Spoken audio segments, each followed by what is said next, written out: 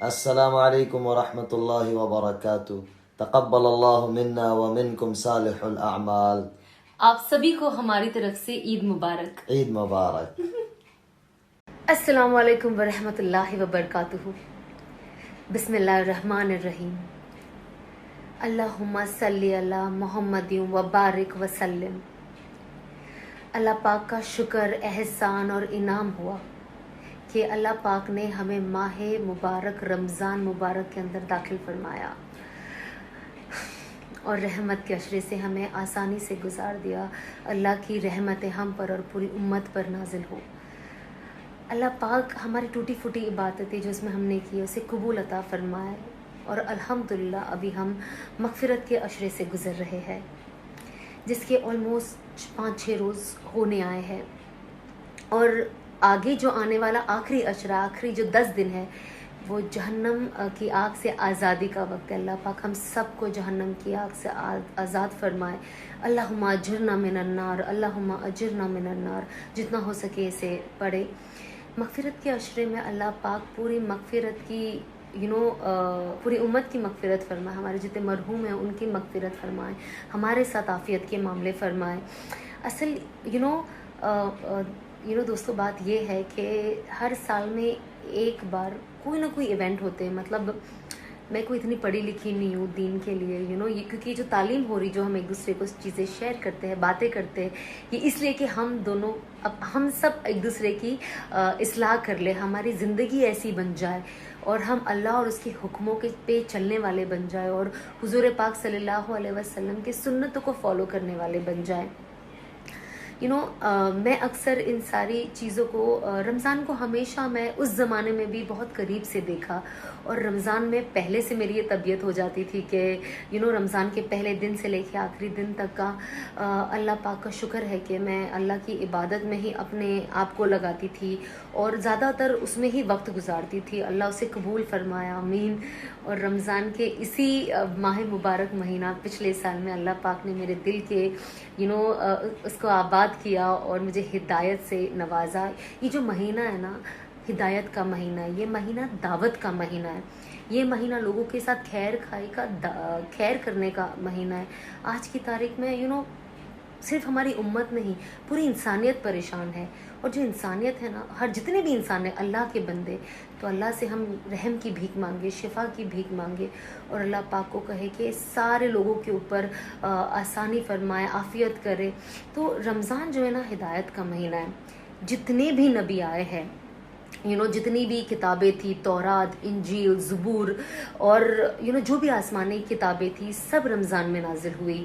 اور آخر میں اور ہمارے اور آپ کے آقا محمد الرسول اللہ صلی اللہ علیہ وسلم تشریف لائے تو قرآن مجید بھی رمضان میں اترا، 20 رمضان میں اترا، اور جتنی بھی بڑی چیز پیش آئی وہ زیادہ تر رمضان میں رہی ہے. تو یہ مہینہ پتہ چلا کہ بہت برکتوں والا ہے. تو رمضان کا جو مطلب ہے میں نے اپنے شوہر سے پتہ کیا تو پتہ چلا کہ جب آپ اسے اردو کے اندر عربی کا یہ ہے کہ جل جانا، رمضان جل جانا، رمضان جل جانے کا نام ہے. تو اس کے اندر جسم کے اندر روزے کی ایک شدت ہوتی ہے، اور روزے کا نام ہے کہ کہ پیٹ کا خالی رہنا، پیاسا رہنا. وہ صرف روزہ نہیں ہے.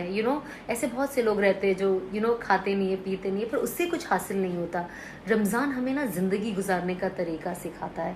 روزانہ زندگی ہماری کیسی ہونی چاہیے، اور روزے سے ہمارے اندر نا تقویٰ پیدا ہوتا ہے اور اللہ کا تعلق پیدا ہو جاتا ہے، عبادتوں کا شوق پیدا ہو جاتا ہے، سنتوں پہ چلنے والی زندگی بن جائے، لوگوں کے ساتھ اچھی سلوک، اچھا اخلاق ہمارے اندر آ جائے کہ ہم لوگوں کے ساتھ اچھے سے رہے.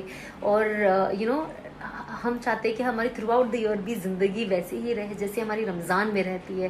کیونکہ رمضان کے مہینے کے اندر کہتے ہیں اللہ پاک ایک بھٹی بناتا ہے، جہاں تک میں نے سنا ہے. اور یہ ایسا ہے کہ جب یہ بھٹی ऐसा बनाता है कि जब पूरे दिन की जो भूख प्यास शिद्दत जो होती है और इबादत जो होती है, सदका खैरात जो भी हम करते हैं, जो पूरा माहौल बनता है, जो लोगों के साथ हुस्न अखलाक का माहौल होता है, जिसमें एक आग लगी होती है कि बर्दाश्त करना। इस्लाम हमें बर्दाश्त करना सिखाता है, माफ़ करना सिखाता है, और लोगों के साथ खैर खाई करो, और रोज़े की वजह से प्यास और भूख की शिद्दत, पेट के मादे का खाली होना, उससे एक आग लगती है हमारे जिस्म में। तो अल्लाह पाक उस आग में शाम के वक्त हमारे सारे साल के गुनाह डालता है उस भट्टी में, और अल्हम्दुलिल्लाह उसे जलाता है और हमें पाक साफ़ नवे कर देता है। तो इससे हमें पता चलता है कि रमज़ान पाक अल्लाह ने हमारी हिदायत के लिए भेजा है। पता नहीं अभी हमें अगले साल रमज़ान मिलता है या नहीं। अभी जैसे हमारे कितने साथी थे जो पिछले साल थे रमज़ान में, पर ये साल हमारे साथ नहीं है। अब हमें नहीं पता अगले साल वो भी हमारे साथ वो लोग रहे या ना रहे, हम खुद रहे या ना रहे। तो हमें अल्लाह से भलाई मांगनी चाहिए हमारे लिए, और रमज़ान के इस माहौल को बाकी रखने के लिए हमें वही अमाल करना है कि रमज़ान में हमने देखा है कि कितनी बरकतें हो जाती है, सुकून हो जाता है, क्योंकि हम गुनाहों से प्यासे, बहुत सारे ऐसे गुनाह जो अल्हम्दुलिल्लाह हम रमज़ान में छोड़ देते हैं। और अगर यही गुनाह हम अदरवाइज़ भी छोड़ दें पूरे साल, और जैसे हम इबादत की कसरत करते हैं, हर चीज़ जो हम बाकी रखें पूरे साल, तो पूरी ज़िंदगी हमारी रमज़ान जैसी बन जाएगी। मैंने मेरे शौहर से सुना है कि एक बुज़ुर्ग कहते थे कि ज़िंदगी ऐसे गुजारो जैसे रमज़ान, तो मौत ऐसे आएगी जैसे ईद का चाँद। ईद का दिन हर एक को खुशी होती है, बच्चा बूढ़ा हर कोई खुशी मना रहा होता है कि ईद आ गई। तो ज़िंदगी ऐसे गुजारनी चाहिए कि रमज़ान जैसी और रमज़ान मुबारक जैसी हो। तो मैं इसीलिए इस रमज़ान मुबारक को इतनी अहमियत हम सबको देना है। बट मैं, ठीक है, मेरी हिदायत का ज़रिया रमज़ान बना है और मैंने इसको बाकी रखा, और मैंने पिछले साल ये अहद और फैसला किया था कि अब मैं अल्लाह की इताअत करूँगी और सही राह पे चलूँगी। और अल्लाह ने ऐसी मदद फरमाई कि जैसे रमज़ान में मेरे साथ होती है, वैसे अल्हम्दुलिल्लाह मेरा पूरा साल गुजर गया, और अल्हम्दुलिल्लाह अभी भी गुजर रहा है। अल्लाह पाक ने मेरे साथ खैर खाई का मामला फरमाया। आप सबसे दरख्वास्त करती हूँ कि आप मेरे लिए भी दुआ फरमाएं, मेरे घर वालों के लिए करें, पूरी दुनिया के लिए करें, पूरी उम्मत के लिए करें। और बस यही आपसे शेयर करना था। तो इस रमज़ान को आप वेस्ट होने मत देना, और कोशिश करना कि आप अपने आप से एक वादा करें कि आप इसके बाद भी अपनी ज़िंदगी ऐसे ही गुजारोगे, और कोशिश करोगे हर बुरी चीज़ से दूर रहने का। और यू नेवर नो कि कब हमारा बुलावा आ जाए, और हम बिल्कुल नहीं चाहेंगे कि हम इस हाल में अल्लाह से मिले। तो बस कोशिश करें, एक दूसरे के लिए दुआ करें। आज के जो हालात है इस दुनिया में अपनी बहुत टफ है। सो ऑफ कोर्स उम्मत के लिए दुआ करें, इंसानियत के लिए दुआ करें, अपने मुल्क के लिए दुआ करें, पूरी दुनिया के लिए दुआ करें। जज़ाकल्लाह।